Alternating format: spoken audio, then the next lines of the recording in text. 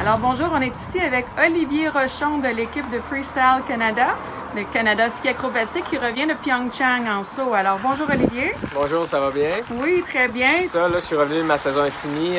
Mes parents viennent de Gatineau, puis je me suis installé à Chelsea cette année. Donc, super belle petite ville. Ça faisait longtemps que je n'étais pas venu. J'ai appris à skier à Edelweiss puis à Camp-Fortune. Fait que c'est comme revenir un peu aux racines d'où j'ai grandi.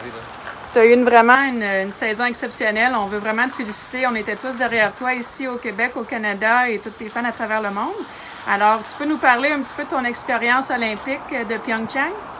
Mon expérience olympique a été vraiment... c'était tout ce que je voulais faire. Je voulais y aller pour vivre l'expérience olympique, mais surtout aussi vivre l'expérience de la chance de pouvoir faire un podium. Et c'est ce que j'ai fait, me rendre en super finale, faire le saut que je voulais, que je préparais depuis 4 ans. C'est sûr que je suis arrivé 5e position, mais je suis vraiment reparti là avec la tête haute.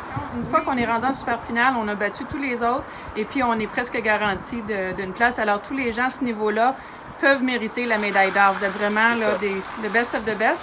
Tu as risqué beaucoup parce que c'est là qu'on peut avoir plus de points. On parle d'un 128,05. Ouais. Est-ce que tu avais déjà eu ce score-là ailleurs? J'ai déjà fait des scores de 128 dans les années précédentes. C'est sûr que de pouvoir le faire aux Jeux olympiques, à mon avant-dernier saut pour justement me permettre d'aller en super finale, c'était vraiment un accomplissement. Puis en super finale, j'ai essayé le plus gros saut que j'avais en réserve. Je suis le seul au monde à faire ce saut-là, fait que c'est vraiment spécial de pouvoir le montrer à la planète entière comme ça là, aux Olympiques. Parle-nous-en justement de ce saut-là. Est-ce que tu peux nous le décrire? Je peux reculer un petit peu? Oui, ça s'appelle un lait triple full. Donc c'est un triple salto arrière avec 4 vrilles, mais 3 de ces vrilles-là se font dans le deuxième salto. Donc c'est vraiment, je pars avec les bras en haut, ensuite je fais un untilt qu'on appelle, puis je viens en position comme ça, en plongeon, ils font ça pour faire leur vrille.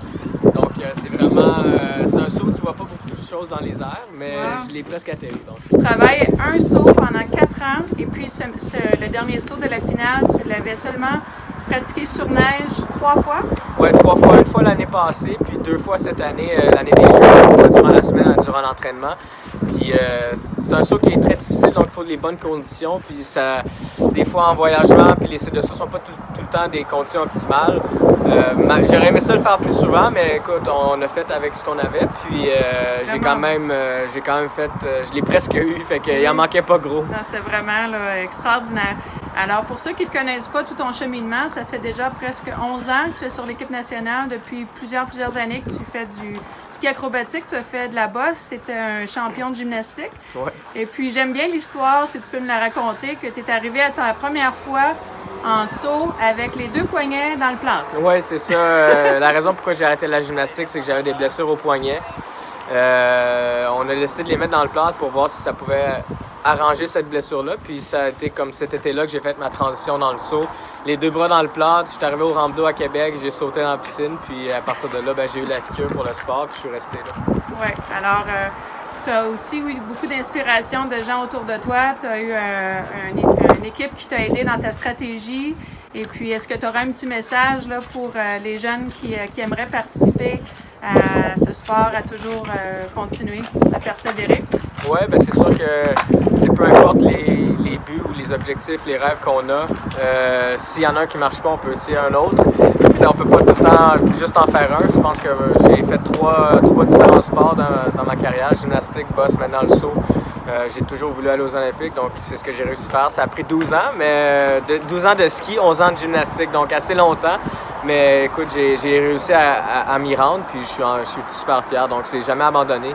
Olivier, tu as juste 28 ans. Encore des objectifs à atteindre? 28 ans, puis un autre cycle olympique, ça va être ça mon objectif. Donc je prendrai ma retraite probablement là, à l'âge de 32 ans, ce qui me donnera une carrière de 16 ans en ski acrobatique. Je pense que c'est important de continuer. Je me sens que je peux encore faire ça, puis je veux aussi permettre à la relève de se rendre à un niveau assez fort pour que justement je puisse prendre ma retraite puis laisser les jeunes, la place aux jeunes. Là.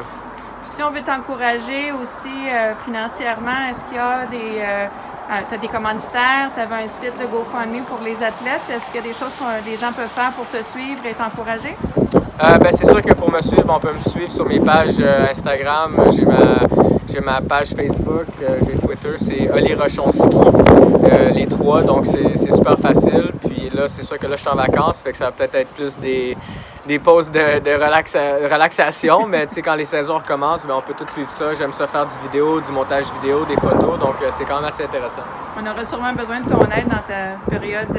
Ouais. Alors, merci beaucoup, Olivier.